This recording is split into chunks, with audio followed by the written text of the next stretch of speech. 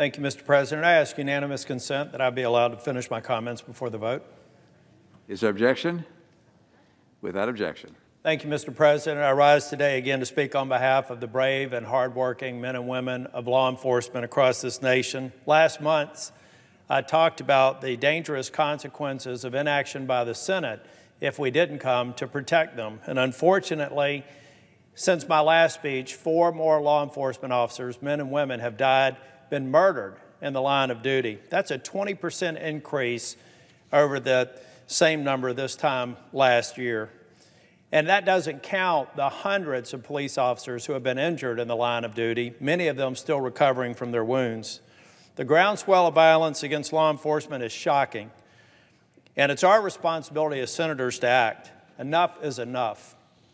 Rather than support radical ideas like defunding and abolishing the police, the Senate should take the lead and pass meaningful legislation to protect law enforcement officers, increasing funding, improving training, and raising standards.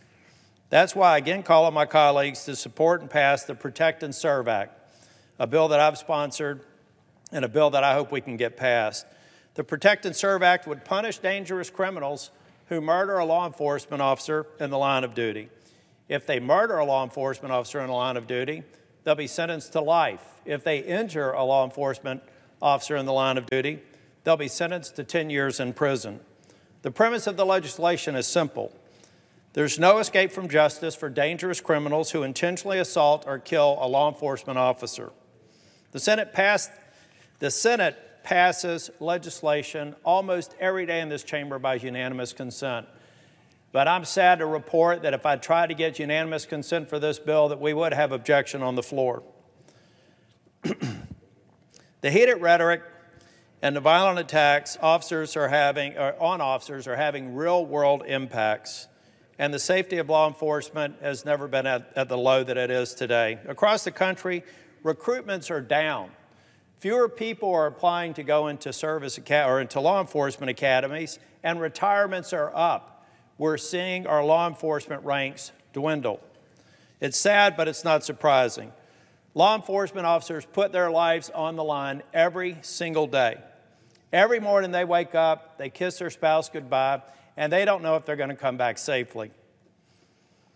But when they spend all day being disrespected, doing this very difficult and very dangerous job, and politicians harass them, or allow them to be harassed, I should say, by violent mobs, protesters, there's no wonder that morale's at an all-time low. Fewer police means more criminal activity. It means hardworking American citizens who are going to work every day just to make their lives better are living in communities that are less safe. We cannot sit idly by and allow for the streets to be filled with dangerous, violent criminals who face no consequences. Instead, we must speak up and show our men and women in blue that we respect them and that we back them. They put their lives on the lives to protect us, and we should do the work in Congress to protect them. In fact, in the last Congress, Speaker Pelosi allowed this bill to be voted on. She supported making it a law. But now, her conference is run by radical leftists who want to abolish the police or defund the police, and she's not even allowing this bill to be brought to the floor. She won't speak in support of law enforcement officers, despite the rising tide of violence against them. That's why the responsibility lies here in the Senate, for us to show our support and let law enforcement communities across the country know that we have their backs. Let's protect police, deputies, and let's pass the Protect and Serve Act. I urge the American people to call your senators and tell them that you want this bill passed.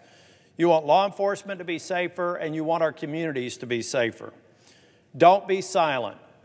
Help me fight for the men and women in blue. They're counting on all of us. Thank you, Mr. President.